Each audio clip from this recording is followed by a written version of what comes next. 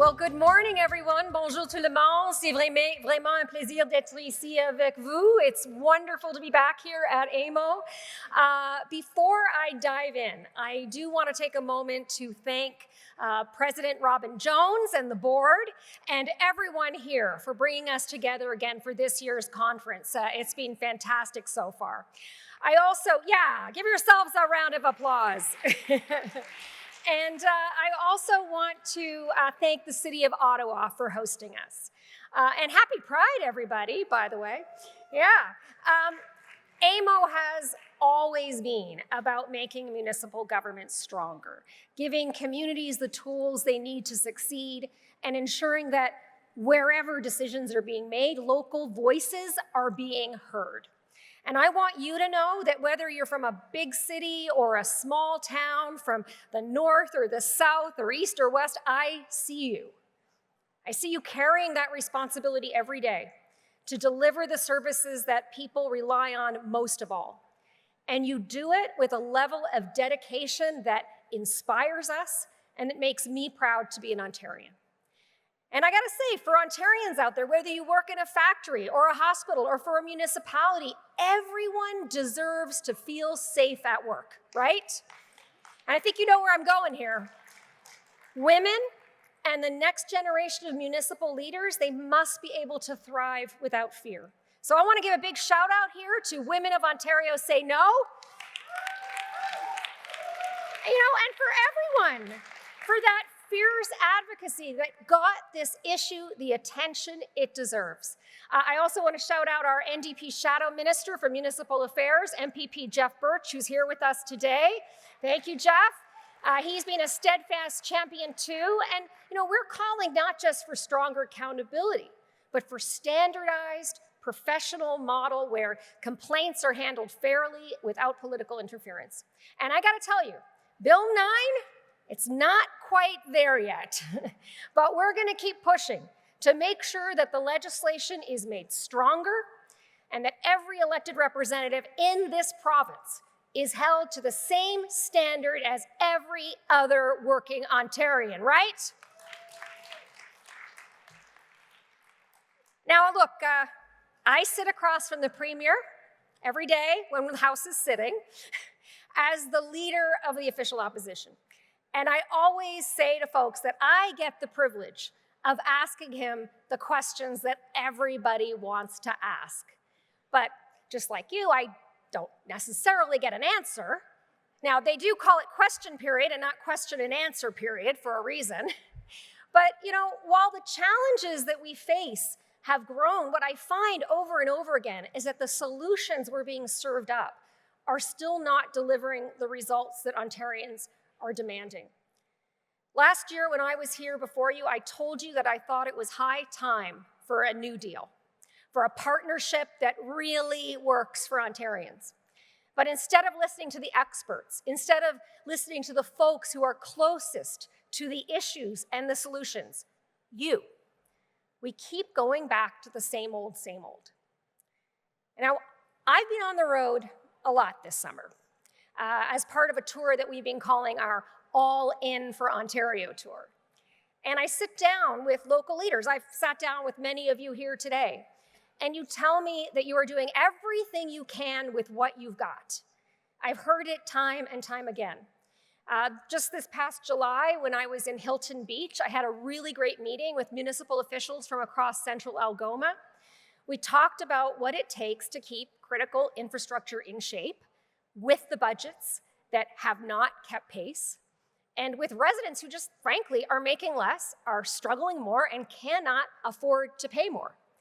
And someone said, hey, we're not asking for miracles. We just need a partnership that works. I think they said it in French actually, on ne demande pas de miracle. On veut simplement un partenariat de financement qui reflète la réalité sur le terrain.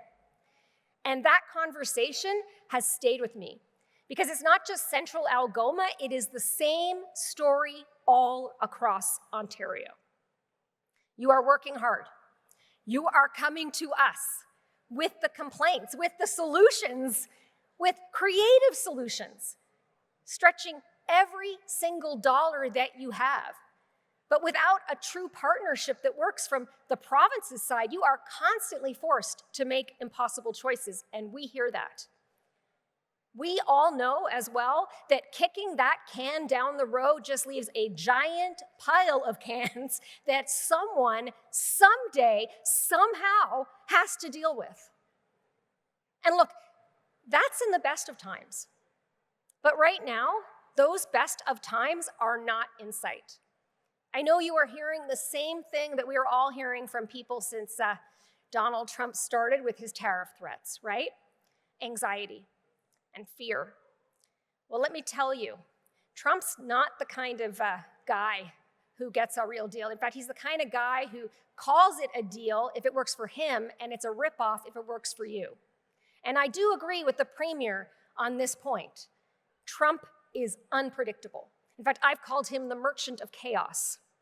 And believe me, that chaos is going to hurt working families on both sides of the border. But we cannot afford a wait-and-see approach when Ontario jobs are on the line. We need to build a stronger and more resilient and more self-reliant Ontario now. And so how do we do that? Well, I heard the Premier come out earlier today and talk a bit about how he sees the tariffs and the fight ahead.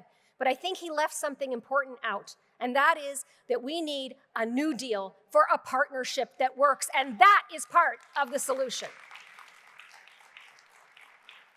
Now, that means supporting AMO's call for a social and economic prosperity review. We have to modernize Ontario's fiscal framework. It also means we can't wait any longer for the province to start paying our fair share. 50% provincial funding for net municipal transit operating costs, for example. Let's go. It means permanent, predictable, formula-based infrastructure funding. And it would mean, yes, that you could respond to housing needs instead of just being held to account for the numbers without having the support to foster home building. Because if anyone has seen our province's housing numbers lately, we are going in the wrong direction. Something's got to give. And so that's why, and now my colleagues over here can really applaud, because this is where our proposal for Homes Ontario comes in. Come on, my friends. But look, you heard me talk about it in the last provincial election, because Homes Ontario is our plan to get government back in the business of building non-market housing, building co-ops, building permanently affordable homes, building supportive housing that we so desperately need in this province, right? And doing it without sacrificing vital farmland or the Greenbelt. And a partnership that works would also mean you could focus on long-term growth and prosperity, the kind that benefits everybody in this entire province. It means the province has to take back responsibility for highways, for housing, for healthcare, for long-term care. Now is the time. A partnership that works is how we survive this onslaught. A partnership that works is the foundation for building stronger communities and for supporting our neighbors and for creating the jobs and opportunities we need.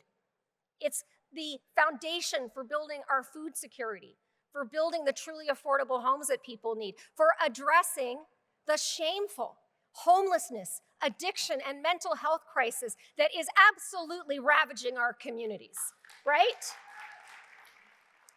And by the way, none of you should have to go begging to get the kind of support for your communities that you need, right? That's not an option.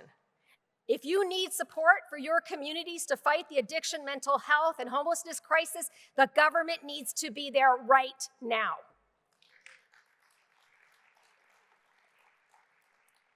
If you need it, you should get it. It also means, by the way, developing supply chains and the kind of economy that can withstand Trump and whatever he darn well throws at us. And it means working with municipalities to spur development, not creating no-law zones that completely override local government and treaty rights.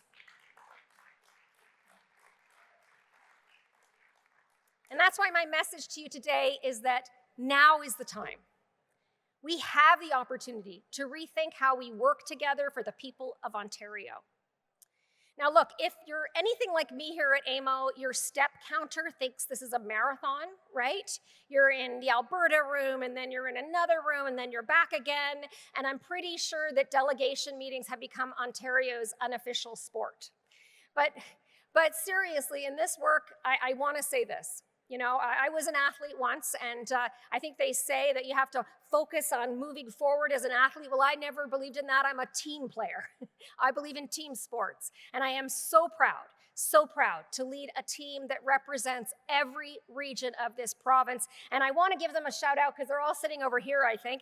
I've got MPPs Alexa Gilmore, Catherine Fife, Catherine McKenney, Chandra Pasma, Chris Glover, Guy Bourgoin, Jeff Birch, Jennifer French, John Vantoff, Kristen Wong-Tam, Lise Beaujois, and Wayne Gates. They're all here with us this week. And you know, ever since we came back from that winter election, every single one of them has gotten right down to business. Pushing for a Buy in Ontario, Build in Ontario policy to protect and create good jobs. And by the way, I heard the Premier talk today about, making use of Ontario forestry. Well, yeah, let's go, okay? I met with 3 Domtar mills in northwestern Ontario who told me that they could build 86,000 homes with the lumber they produce in just 1 year. Let's get building, Ontario. My colleagues here, we've been pushing to treat healthcare and housing as cornerstones of nation building. They've been fighting cuts and calling for investment in our colleges and universities who are under major economic and major pressure right now, but are also economic drivers in our communities. They've been focusing on a solutions-first approach, like our Leaders Advisory Council on Tariff Response and Economic Security that is headed by MPP Catherine Fife. And she's been leading consultations with, yes, industry and labor and sector-specific experts, many of you. We've been advocating for safe roads and safe highways, especially those Northern Ontario routes that are so absolutely critical for our ability to increase interprovincial trade and to get people home to their families safely. And they've been putting, every time, jobs front and center.